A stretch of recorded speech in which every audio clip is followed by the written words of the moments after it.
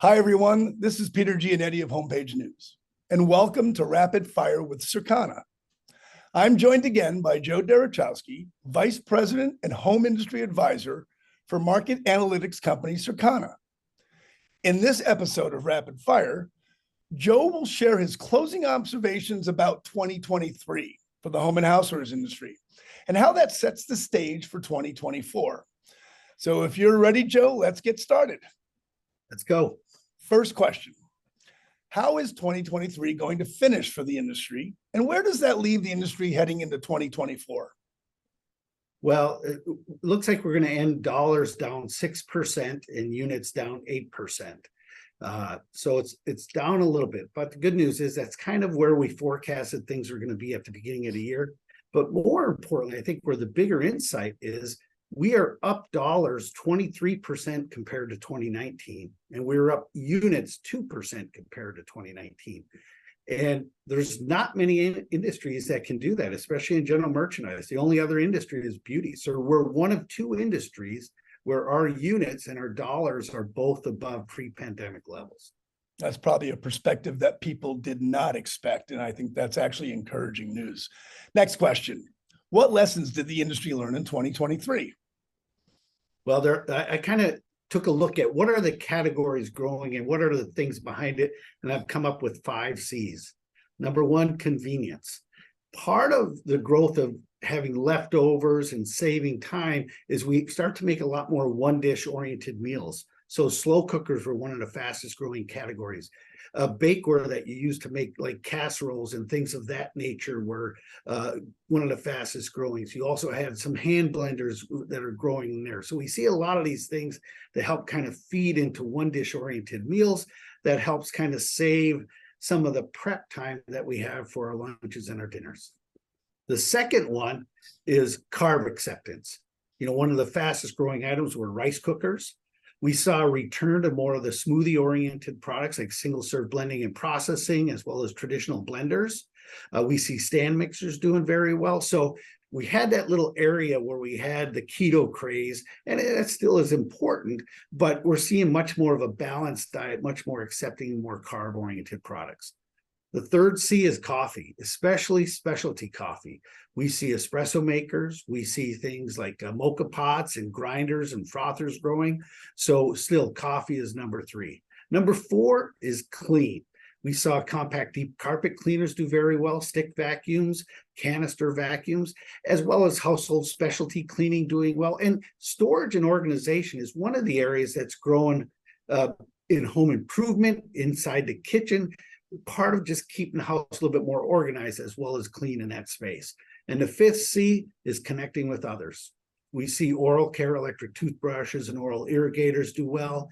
Men's electric shavers have done very well. Curling irons, garment steamers was the leader from a units perspective. So as we're starting to get back out and connecting with others, there's a lot of opportunity there as well.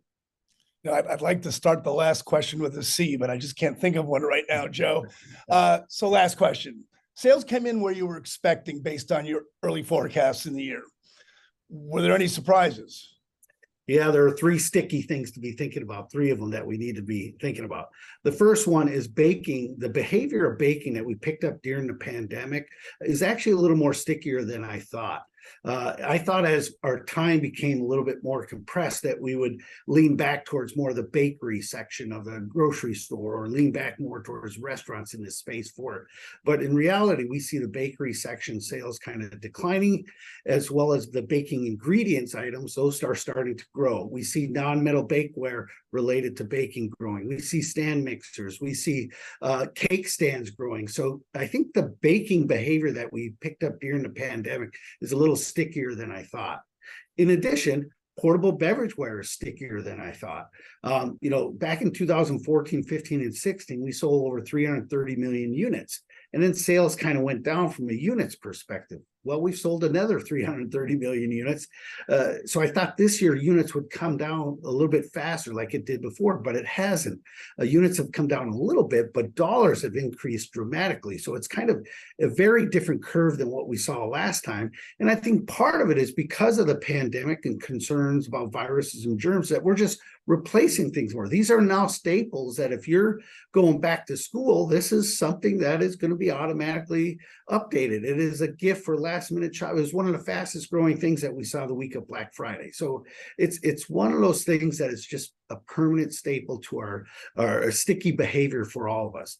The final one is weather related sticky. One of the things that we learn is home comfort is always a challenge to forecast because of the weather as part of it. And one of the things that happened this year that was unique is the forest fires, which is kind of a constant, but the Canadian forest fires really impacted the northern cities as well as the north Midwest cities like Chicago and New York.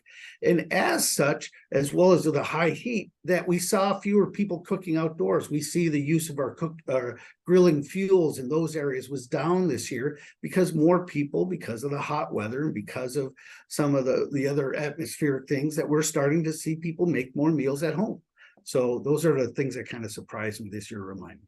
Well, that latter one, it shows that while one area of home cooking might have been down, the outdoor living, it moves people back inside the house. And these are all ways for the industry to sort of stay tuned to how the demand swings back and forth and how to capitalize on that.